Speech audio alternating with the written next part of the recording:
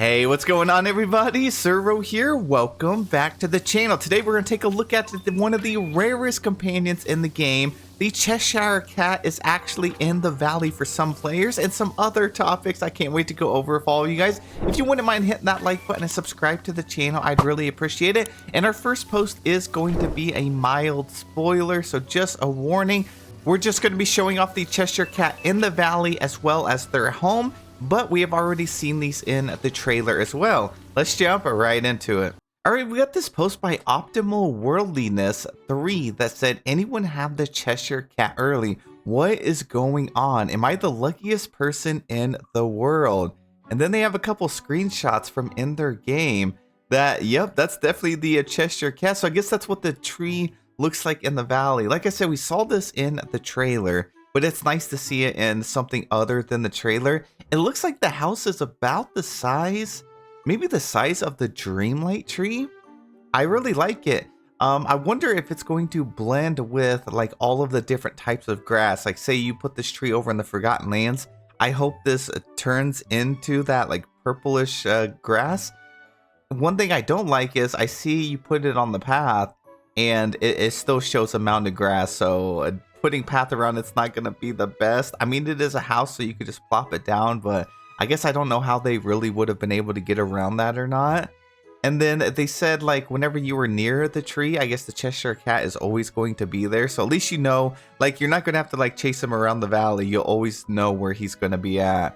That's very interesting though. And then the quest says furniture fluster, find the owner of the purple cutesy items.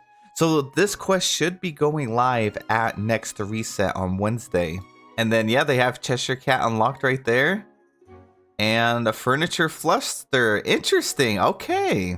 Let's see. Someone says, wait, what? I thought he wasn't coming until next week. And they said he's not supposed to. I just did the quest in Remy's and it went straight to the next quest. Oh, well, and then someone accused a lot of people had been accusing them of time traveling. Why does it always go straight to that? I will never understand why, you know, when someone says something or posts something, it always goes straight to like some negative stuff. Someone else said, sorry to burst y'all's bubble, but she didn't time travel or cheat. It's a freaking glitch because my Cheshire Cat quests are completed as well. Some get it, some don't. I can totally see it being bugged in that way. Like, you finish the quest and the next one automatically pops up. With how many bugs there are in Dreamlight Valley, I could totally see that happening. You know, not all glitches are going to be in a negative way. My quest is actually broken. And so if my quest could get broken, I could definitely see it being broken in a way where it just auto triggers at the next quest. So that is wild. All right, let's move on to the next topic. That said, my recommended is not playing around today. They came straight for my soul today and I am Moonstone broke. Sorry for the terrible image. Took a picture on the Steam Day. Dang, yeah, no joke. Look at that. They got the Wandering Moon, Owl's Toy Barn, the Cloud Cottage, and the Main Street Confectionery. I mean, that is a stacked recommended shop. I wonder if Gameloft would ever make it where it's like one slot is always a house, one is like furniture decor, maybe one is an outfit bundle, and then another one is maybe randomized or something like that. I wonder if that's something they should do to set it up. But yeah, that is a crazy recommended section. Look how expensive that would be. That would be like 13,000-14,000. Sheesh. If I had to choose between these four, I do love the Cloud Cottage, and this is so good for like everything, but that Wandering Moon just looks so good. Dang, the Owl's Toy Barn is good too. I don't know. I don't envy you being put in this position. And next post by Tyresha here that said, no words needed. I wish I could submit this. I have seen so many recreations of scenes from Star Wars, and I love this. So this is like Padme's dress in the actual film. As you see, she has like actually no back, no shoulders, no nothing covering this. Gameloft made it a little more. They just kind of put a little V right here. So they actually covered up more on our character than what Padme had going on here. And then here's Anakin with his cloak, his robes and stuff. I guess they're using Kristoff for that, but that's pretty cool. I like how for the railing here, you use this table. It actually looks pretty spot on, so that was very clever of you. 1,100 upvotes for this, but yeah, I've been seeing so many different like images cosplaying these characters, and it's been fun to look at. Moving on, we got acceptable bicycle 385 here that said game loft, please. I think Ed and Shang would really truly rival Eric. Yeah, man, what a letdown when the Mulan update came out. And we didn't get Shang in the valley. 609 upvotes. That is such a shame. We didn't get Naveen either. It's like they don't want to add the princes in the game for some reason. We don't even have Beast this dream style. Beast is trapped being Beast 24/7. He can't even go in his human form like he always hoped for, you know? So I don't know what they're why they don't want to add these other characters in, but it's a shame. Maybe in the future we'll end up getting like a free update where it's like princes come to the valley, like a prince update. Maybe they'll add like Naveen and Shang, you know, or maybe they'll add 2 or 3 random princes in the game. I think that would actually be pretty cool. And then during that update, what if they added like a bunch of masculine clothes and just a bunch of stuff like that? A whole prince update would be awesome. And then we got beautiful policy here that said, is this still the rarest pet in the game? I'm pretty sure they haven't added it to premium shop because it was only given to early supporters. If they have added, then that's disappointing for real. It is the Candy Croc. This is, in fact, the rarest companion in the game. They have never added it to the premium shop, and I'm not sure if they ever will, because to get this, you had to... Let me see if I can find the promo art for it. I know you had to play like during the first week of the game. Yeah, here we go. Okay, so it was the first week bonus. It said pre-order or purchase a Founders Pack edition and play Dreamlight Valley before September 13th at 12 a.m. Eastern Time to get these sweet bonus rewards. So not only did you have to have Dreamlight Valley and purchase the Founders Edition, you had to play during the first week. So you ended up getting the Mickey Mouse Donut Headband and the Choco Crocodile Animal Companion, which is this one. And yeah, they've never added it back into the game. And I should have those, actually. I told you guys, I am a true OG day one player. I have been playing this game since the very first day it came out. So let's see. We got Donut Headband, Mickey Mouse Strawberry, Mickey Mouse Donut. Okay, so they've actually made a few variations of these, but this was for the week 1. Just classic, like donut. And then, let's see, let's go to our companion. It was the Choco. And look, it's actually the first companion I ever got. So I'm pretty sure these are all listed in the order that you got them. And then I got this little guy right here. I feel so bad. He's been locked up for like over 2 years. I never use him for anything. But he has these like, look at this. Whoa. Hold up. I love that little trail. So you could get some sparkle, like these little clusters. They look like everlasting gobstoppers, kinda, honestly, from the old Willy Wonka movie. Wait, what if you did this real quick and then turn companions off? Okay, so Critter's at the bottom. Hold up. We got this. We're gonna do this, scroll down, Critter. Oh, it takes away the clusters. All right, well, yeah, that's kind of interesting for sure. If you're like really quick, it leaves those. Oh, you can actually put them down and then snap the shot and have them on you. So that's a cool little effect. I don't think we have anything else in the game that has that, actually. But yeah, he's a cute little crocodile. He's got like the strawberry and some whipped cream on the top. He's got a little chocolate like he's a little sundae. And I got the lollipop stuck on him.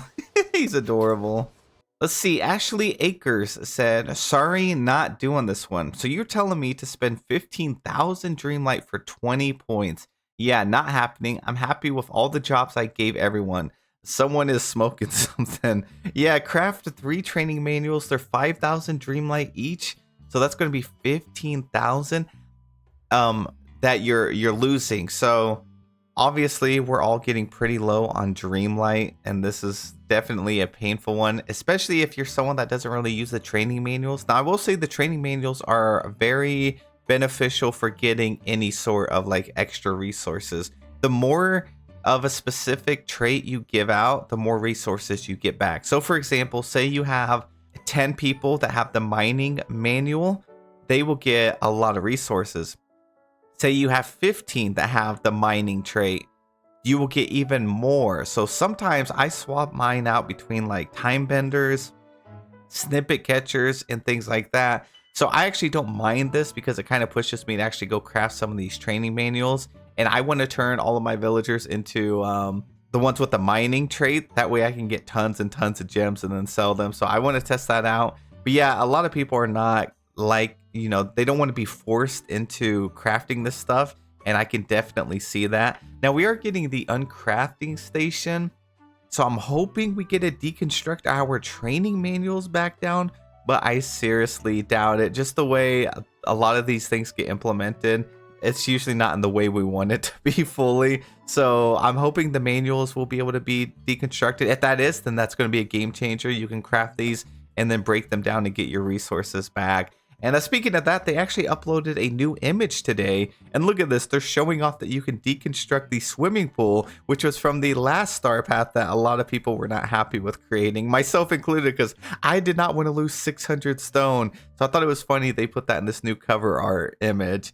And we'll be able to break the swimming pool down and get our stuff from last. So I have hopes that maybe the training manuals will be able to be broken down, but I don't have high hopes. And then we got Bloodum here that said, anyone else want this style for Mickey? Yes, I've been talking about this one for over a year. I want this dream style so bad. I truly don't think I would ever take Mickey Mouse out of this dream style. He would be wearing this 24/7. And then the last one we're going to go look at is by Popo Jijo here that said, quirky companions.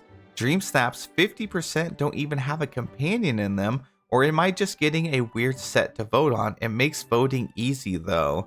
Let me go take a look. I'm gonna vote for 20 in a row and we'll see what they look like this week. All right, no skips. Like I'm not gonna cut the video. We're just gonna go straight in here for quirky companions. Now it did say show off your quirkiest valley companion. So it is an outfit challenge, but it did say to show off your companion, and every picture in the shot has a companion. So let's take a look here. Up first, we got, okay, we have two companions here, and then outfit. I actually think this one is matching it perfectly. So that's one. We have a companion over here, selfie mode. It is outfit challenge. So I don't know, that kind of seems more like a random photo. And I can't see their whole outfit. This one, look at Oswald lurking back here. Yeah, this one, I don't see a companion in either. I think I'm gonna skip this. Oh, here we go. We got R2-D2, another selfie with Goofy. Selfie with no companion in them. Okay, this one has the Rainbow Fox. This one is in the Remy realm. And we got Magic Carpet over here. Interesting. Selfie with Eric. And then this one with the dragon. Oh, we do have a companion over here a little bit. It is interesting. Yeah, you think that a lot of people would actually be holding their companion, kind of like this one. So they kind of matched up with the prism like Phoenix there. We got Pua over on this side. They set up like a farmer, got their orchard in the back.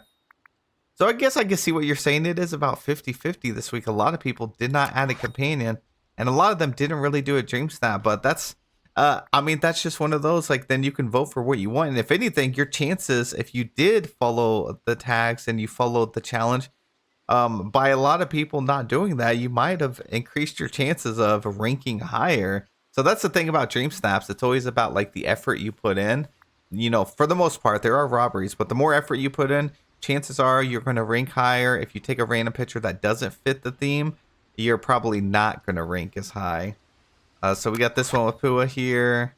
We got the rocker turtle here. I can't really see their full outfit though. See, like this one would have been really good because their outfit is matching the background. But yeah, they don't have a companion in here. I would love to vote for this photo. So it's been an interesting week. And that is it for the video. Thank you guys so much for taking the time to watch. I hope you all have a best day. And I'll see you in the next one.